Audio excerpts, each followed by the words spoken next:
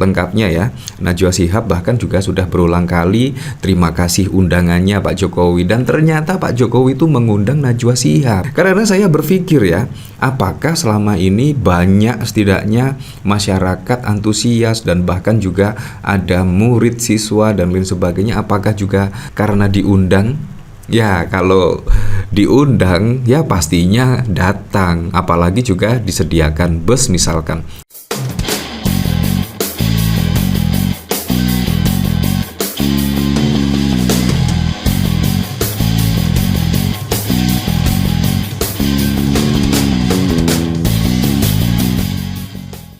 Pada saat lalu itu banyak sekali ya netizen-netizen yang mendukung Pak Jokowi, bahkan mengomentari terkait pertemuan antara Jokowi dan Najwa Shihab. Ngapain juga Najwa Shihab tiba-tiba datang ke Pak Jokowi? Wah, itu pertanyaan dari pendukung-pendukung dari Pak Jokowi. Padahal kalau kita lihat pada saat lalu Najwa Shihab itu rame, bahkan diperguncingkan oleh pendukung Jokowi gara-gara menyebut satu kalimat nebeng pesawat. Satu kata, nebeng, hanya menyebut kata nebeng. Tetapi wah, pendukung-pendukung Pak Jokowi juga langsung membuli Najwa Shihab dan lain sebagainya. Nah, menurut saya bukan tanpa alasan ketika Najwa Shihab menyebut kata nebeng. Seperti halnya pada saat lalu Kaisang pada saat lalu menyebut nebeng pesawat, tetapi yang punya tidak ikut, kurang lebih seperti itu. Masa sih nebeng seperti itu? Itu menurut saya hanya guyonan saja ya. Dan ketika Najwa Shihab datang ke rumah Jokowi, wah, pendukung-pendukung Pak Jokowi tidak terima lah, seolah-olah kenapa Najwa Shihab datang ke Pak Jokowi, bukannya pada saat lalu menyebut kata nebeng dan lain sebagainya. Ternyata Najwa Shihab butuh Pak Jokowi dan lain sebagainya.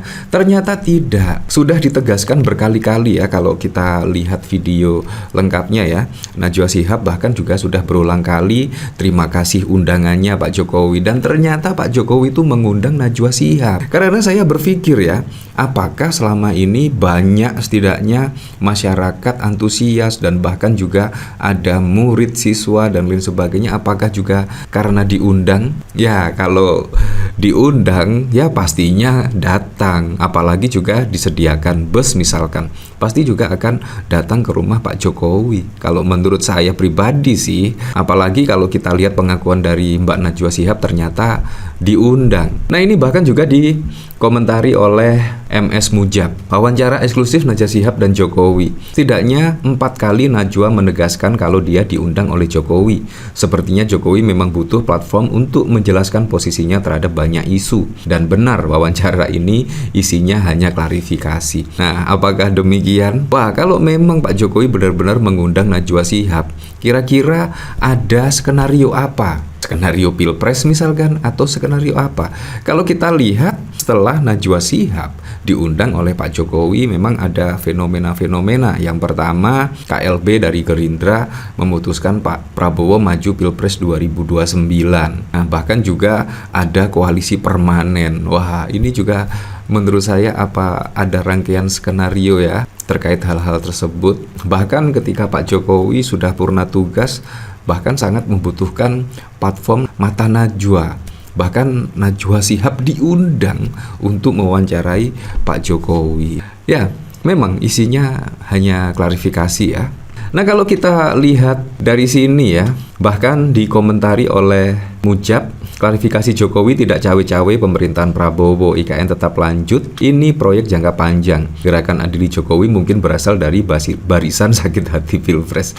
Efisiensi anggaran itu bagus, tapi perlu difikirkan efek multiplernya terhadap industri. Pemikiran membentuk partai, kepemilikan bersama TBK, hubungan dengan Megawati Soekarno baik-baik saja. Nah, warga yang budiman seperti biasa kalau beliau ini bilang apa yang berlaku kebalikannya. Sekian, terima kasih ya, seperti itulah. Kalau kita lihat dari sini juga ya, bahkan wah, tweetan dari Sigit Wasito, peringatan darurat Najwa Shihab mau adili Pak Jokowi. Mbak Nana kok mau datang ke rumah Pak Jokowi, nebeng siapa ke Solo Mbak? Enggak takut Mbak Nana disebut Ternak Mulyono, antri bansos, settingan orang bayaran, padahal diundang. Karena saya penasaran ya, yang datang ke rumah Pak Jokowi itu apakah berdasarkan undangan? Ya, kalau misalkan Pak SBY misalkan melakukan open house atau bahkan mengundang, pastinya juga banyak yang datang ya dan berfoto-foto bersama Pak SBY. Tetapi Pak SBY lebih memilih tidak dan menikmati masa pensiunnya setelah tidak menjabat sebagai presiden. Menurut saya semua mantan-mantan presiden pasti juga kalau melakukan hal yang sama, misal mengundang atau sebagainya, pasti juga banyak yang datang.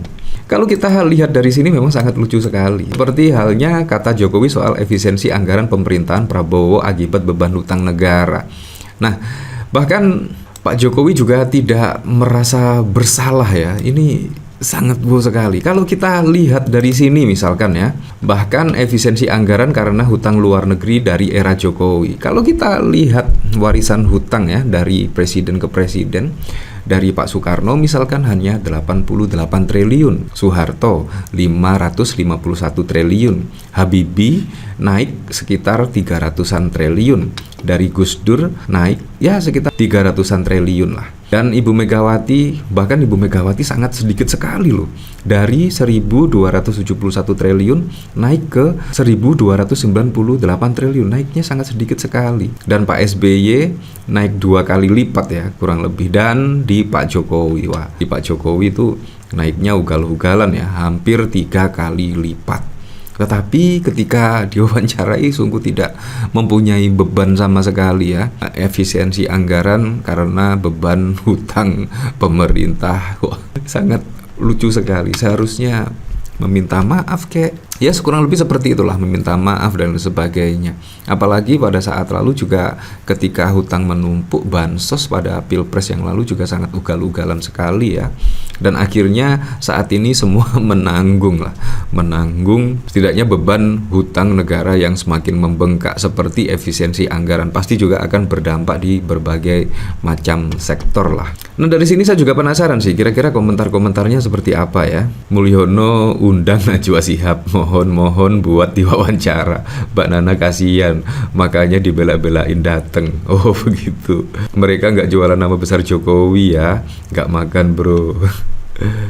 Merapat, Nana diteleponin si duta OCC Orbe berkali-kali sampai jengah, akhirnya dengan terpaksa nurutin kemauan wawancara yang materinya sudah dipersiapkan.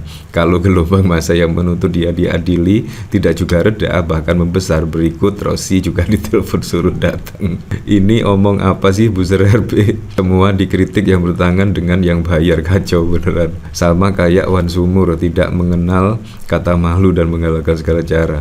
Mulyono perlu publikasi, entah mau jadi apa. Dia datang sebagai apa, namanya juga udah ternak sampai lu nggak ada UTG. Bahania seperti itulah. Jadi memang sangat buruk sekali. Nah ya cukup mengejutkan sekali ya. Bahkan Pak Jokowi juga mengomentari lah ketika KLB Gerindra setidaknya akan memajukan Pak Prabowo pada Pilpres 2029, dan bahkan Jokowi dukung Prabowo maju Pilpres 2029, sangat bagus.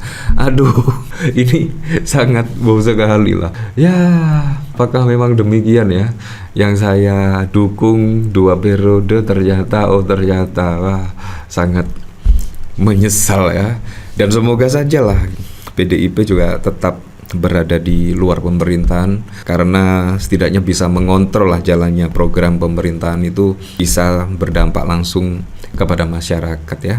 Sangat diperlukan saat ini partai-partai yang berada di luar pemerintahan atau berada di oposisi. Bayangkan ya kalau semua partai berada di pemerintahan, dan pastinya di pemerintahan Pak Prabowo tidak ada yang mengontrol. Bayangkan, wah, ini menurut saya juga sangat wow sekali lah, sangat wow sekali. Baru saja menjadi presiden, belum genap 6 bulan sudah mulai mencuri start untuk 2029. Ya, tapi untuk selebihnya kita kembalikan lagi ke masyarakat menilainya seperti apa.